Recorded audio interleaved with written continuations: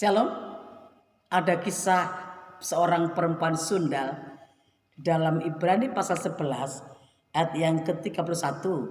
Karena iman maka Rahab perempuan sundal itu tidak turut binasa bersama-sama dengan orang-orang durhaka, karena ia telah menyambut pengintai-pengintai itu dengan baik. Alkitab sangat jujur, tidak menyembunyikan identitas perempuan ini. Seorang perempuan sundal, profesi yang sangat hina, sehina-hinanya pasti. Dan pasti juga ada akan mengutuknya. Tapi dikatakan dalam Yosua pasal 2, ketika peristiwa terjadi untuk penggempuran Yeriko, maka Yosua mengutus 2 pengintai, dan pengintai itu masuk di rumah perempuan sundal ini. Tetapi Alkitab juga berkata bahwa Rahab itu mengerti loh, bahwa orang ini adalah orang-orang utusan Yosua. Dan dia berkata di dalam Yosua pasal 2 yang kedua, dan berkata kepada orang-orang itu, aku tahu bahwa Tuhan telah memberikan negeri ini kepada kamu, dan bahwa kengerian terhadap kamu telah menghinggapi kami, dan segala penduduk negeri ini gemetar menghadapi kamu. Seorang Sunda.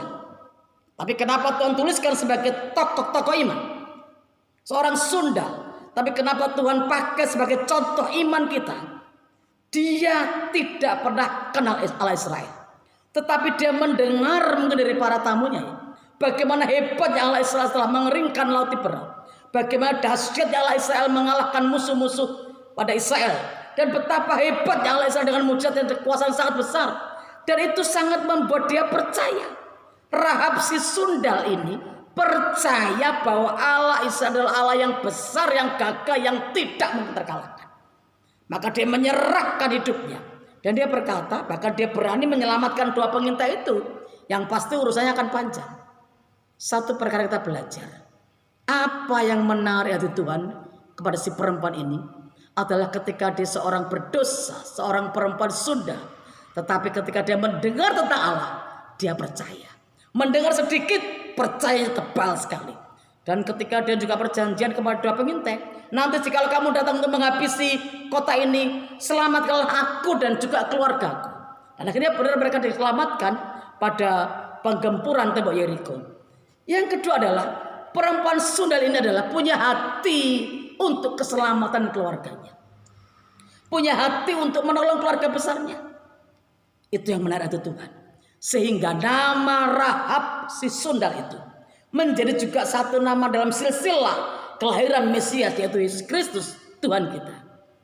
Engkau menarik hati Tuhan dalam hal apa? Engkau begitu mempesona hati Tuhan dalam hal apa? Proses imanmu yang seperti apa yang bisa menjadi contoh banyak orang? Mungkin hidupmu lebih terhormat daripada perempuan ini. Mungkin engkau orang yang hebat, bahkan mungkin engkau seorang hamba Tuhan, pemimpin rohani. Engkau mungkin seorang diakon, seorang majelis.